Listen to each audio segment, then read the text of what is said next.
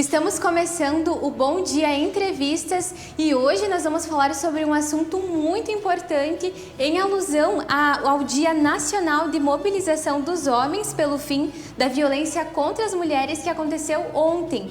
Bom, e para falar melhor a respeito deste assunto e também as ações que são feitas aqui em Erechim, nós convidamos a coordenadora do CREAS e também que é assistente social, a Cláudia Pires, que já está aqui conosco para conversar. Cláudia, seja muito bem-vinda aqui no nosso programa. Muito obrigada. É um prazer lhe receber.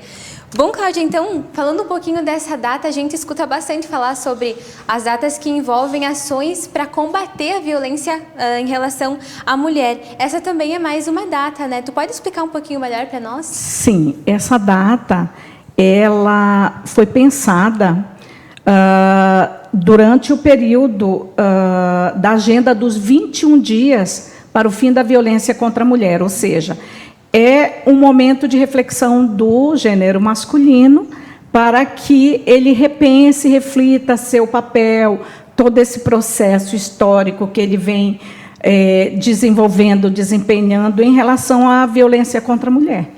Olha só, é mais uma data para reforçar, porque mesmo é um assunto muito falado, né, Cláudia? Mas às vezes não é praticado por outros lados. Às vezes a gente ainda vê casos de violência contra a mulher no país, né?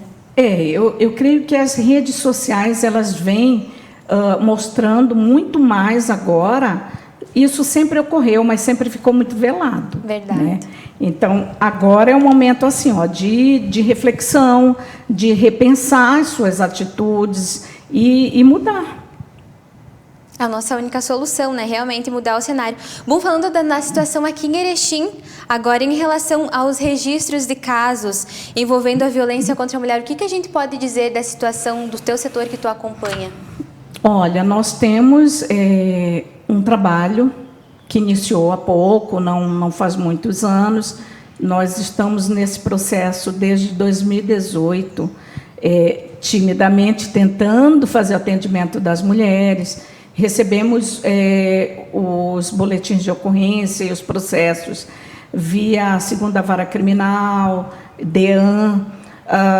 Ainda não é o que se pretende, né? Mas já temos avançado bastante. É uma iniciativa. Exatamente, no atendimento da mulher vítima de violência no CREAS. Então, nós fazemos esse trabalho pensando em erradicar essa violência. Então, temos trabalhado muito em rede também. Não podemos fazer um trabalho diferenciado se não for em rede. Como dizem, né, uma andorinha só não faz verão, a gente precisa trabalhar em conjunto, trabalhar em rede.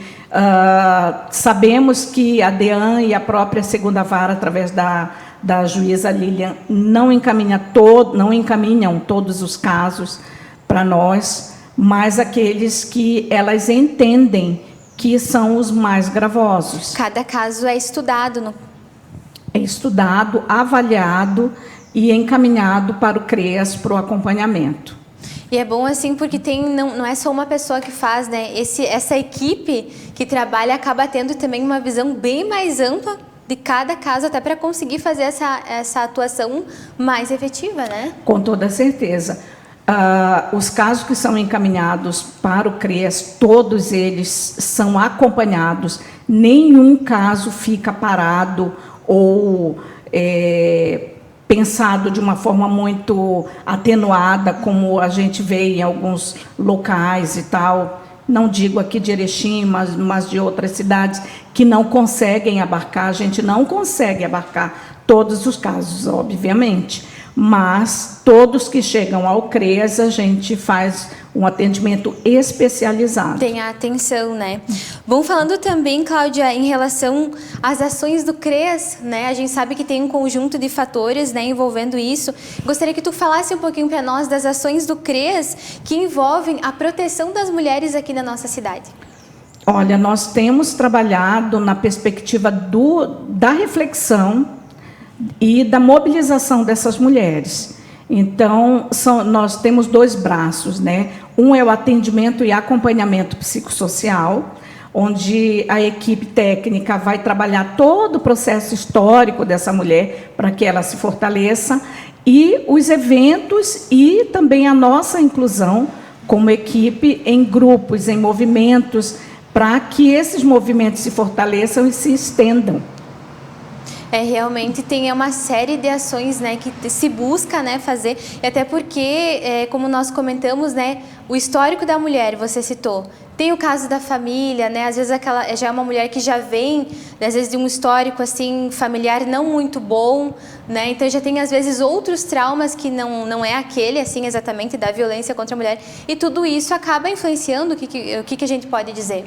O que nós podemos dizer é que a violência de gênero, que a gente tem a certeza da violência contra a mulher, que é uma violência de gênero, ela transcende isso, porque essas jovens geralmente foram vítimas de alguma situação de violação de direitos dentro de casa. Então, por isso é necessário trabalhar com toda a família, todo o núcleo familiar. Precisamos ampliar a dimensão do nosso trabalho, exatamente para que, quando essa mulher se emancipar, ela consiga trabalhar e se envolver afetivamente com seus familiares também. Porque muitas vezes essas mulheres elas saem de casa muito cedo. E saem porque foram vítimas de violação de direitos, seja na infância, como meninas, mulheres, né? Seja como pessoas com deficiência ou qualquer uma outra problemática que possa aparecer no âmbito dessa família. Então, geralmente, elas saem em tenra idade, muitas vezes até por consequência de trabalho infantil, trabalho precoce, vão morar na casa de uma madrinha, de uma tia, e vão para o trabalho infantil, deixam de trabalhar precocemente, deixam de estudar precocemente e se isolam. Esse é um dos maiores problemas que a gente percebe, é o isolamento dessas mulheres, que aí elas não se sentem fortalecidas e geralmente buscam uma relação ideal, né, para que elas possam ter aquela família que elas sonhavam, né, do período em que residiam com seus familiares. Então, elas viam aquela família que estava com problema, que já estava destruída por outros fatores, e aí entra também a questão da dependência química dos demais familiares. Então, elas pensam nesse ideal, que é um ideal de uma família, né?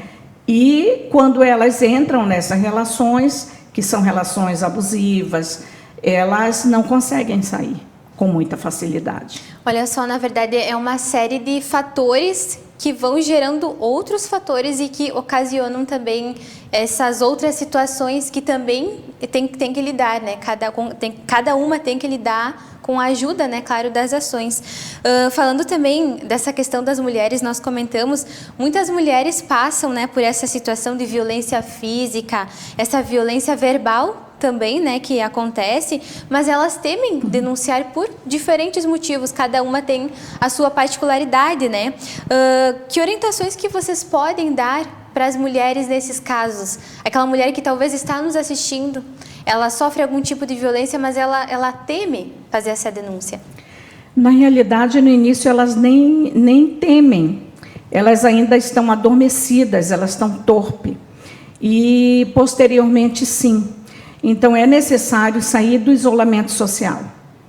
Nessas relações abusivas, a primeira coisa que o abusador faz é isolar essa mulher, isolar os filhos. Ela fica presa. Para que outras pessoas, e principalmente a família, não vejam. Não vamos dizer que toda mulher passou por uma situação de violência, como a gente falava anteriormente. Mas alguma violação, algum problema fez com que essas mulheres buscassem essas relações. Então, quando elas estão nessa relação abusiva, elas querem manter. Elas querem manter e elas querem que eles mudem. E a primeira coisa que elas têm que buscar, sair dessas relações, para saírem dessas relações, é buscar o apoio. Seja o apoio familiar, seja o apoio comunitário, mas principalmente o apoio profissional. Não tem como elas saírem sozinhas dessas situações, porque elas são situações também viciantes e são de dependência, seja econômica, seja estrutural mesmo, né? Mas elas sempre estão extremamente ligadas ao abusador. E fazer esse rompimento requer o apoio de todo mundo, inclusive da sociedade, que pode também fazer as denúncias. Isso é o mais importante, porque muitas vezes a mulher ela não consegue fazer isso. Mas uma amiga, uma tia, um outro familiar podem fazer essa denúncia e auxiliar essas mulheres a começarem a sair dessas relações. Exatamente como tu comentavas, às vezes elas estão tão assim, digamos, retraídas que elas não conseguem ver o que está acontecendo ao seu redor. E as pessoas de fora, elas podem ter essa sensibilidade de ver o que está acontecendo e, como tu disse, né, fazer essa denúncia para reduzir, para combater isso, né? E é necessário também que se pense também no homem, né? É necessário que esse homem ele seja olhado. O judiciário tem feito agora recentemente um trabalho, creio que vai iniciar logo um trabalho com os homens abusadores. Porque quando você fala em homens, os agressores, você quer separá-los. E muitas vezes esse homem também tem uma história. E é necessário que ele seja olhado. No CREAS a gente também tem esse olhar para os casais, para que a violência em si seja rompida. Não o casamento, não a relação, não é a nossa intenção a priori, né? Mas quando isso se torna abusivo e prejudicial à vida dessa mulher, sim, é necessário que isso seja interrompido. Mas em muitos casos, basta orientação, basta um olhar, uma reflexão com esses homens, principalmente se eles não estão numa situação de dependência química. Porém, nos casos que a gente atende, um grande percentual é de homens com dependência química. E aí se torna mais difícil, né? Sim, como tu comentou, né, que a reflexão tem uns casos que tu consegue resolver nessa questão do conversar, que às vezes é um conflito assim entre o casal, mas há outros casos que já são mais graves, né, profunda a situação. A gente percebe também que o nosso país, né, o Brasil, ele é um dos países, de acordo com as pesquisas, né, que mais tem casos de violência no mundo, né, sendo o 5º colocado no mundo. Então, isso faz a gente olhar mais ainda para esse tipo de situação aqui no país como um todo, né? Na tua avaliação, tu que trabalha nessa área, será que no nosso país ainda falta essa conscientização das pessoas? Porque a gente tem muitas campanhas que falam, tem muitas datas também. O que tu pode dizer para nós na tua avaliação? Eu entendo que todo esse processo ele ainda é muito tímido e muito recente. Então, é necessário que se repense políticas públicas em âmbito federal, estadual, municipal, para que essa situação ela seja diminuída ou erradicada, que é o sonho, né, de quem trabalha com isso. Mas o que a gente pensa em relação ao Brasil? O Brasil ele é muito segregador. Então, é difícil você mensurar se você não faz um trabalho educativo e no âmbito da família. Porque é através da família que tudo isso se desenrola. É ali que começa. O preconceito, a violência. Então, é necessário ter um olhar para essa família, para que a gente possa, lá na frente, pensar em erradicar realmente a situação de violência. As situações no âmbito geral, e não se fala só das mulheres adultas. Então, temos que pensar na mulher idosa, na mulher menina, na infância, na adolescência. Então, são diversos fatores que fazem com que o nosso país ainda esteja muito atrasado, mas principalmente pela sua história, né? Olha só, realmente, e quando a gente para pensar nessas questões, a gente entende o porquê das coisas. Não é algo, como tu disse, é algo recente, não é algo tão simples assim, né? Tem várias etapas para conseguir ter essa conscientização da sociedade e puxando essa história, como tu disse, do nosso próprio país, realmente é algo que a gente fica refletindo, né? É um conjunto de coisas que levam uma coisa, né? Bom, falando também agora para fechar aqui nossa entrevista, chegando quase ao fim desse assunto que rende muito assunto, né? Se a gente for entrar. Mas na tua visão, qual que é a importância que nós estávamos comentando antes, né? Da sociedade se mobilizar em torno dessa causa para ter resultados mais positivos, as pessoas se unir para a gente conseguir ter resultados mais positivos. Como a gente já havia falado, né? É importante que a sociedade se una ao poder público. O poder público pode criar diversos programas, seja de geração de renda, que é muito importante para essas mulheres, seja no âmbito judicial, de punição para esses agressores, seja no âmbito da educação, da formação, mas é importante que se pense principalmente na questão dos direitos humanos. Não podemos pensar em um país que não tenha vocação para isso. Nós precisamos, desde tenra idade, como eu falo, que meninos e meninas sejam educados de uma outra forma, que não é essa de segregação, de preconceito, de diferenciação na educação.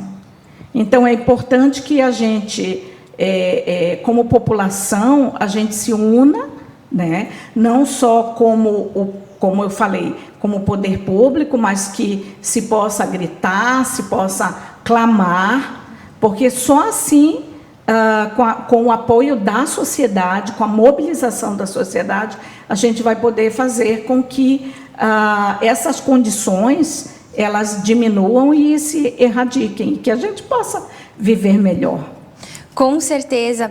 Cláudia, chegando aqui ao fim da nossa conversa, agradeço muito a sua presença aqui, a sua disponibilidade em estar aqui conosco, conversando, refletindo, explicando e também fazendo essa orientação às mulheres, que é extremamente importante, como nós comentamos, para ter essa conscientização da sociedade em relação a esse tema. Então, nosso muito obrigada. Muito obrigada. Denuncie 180, Disque 100, pode-se fazer a denúncia também junto ao CREAS, a denúncia espontânea, delegacia de polícia. Precisamos erradicar realmente a violência. Com certeza. Bom, e agradecemos a você de casa também que esteve aí nos acompanhando. Muito obrigada pela sua companhia, pela sua audiência. E lembramos, se você quiser rever esta entrevista, você pode acessar todas as nossas plataformas digitais. Um abraço e até a próxima conversa.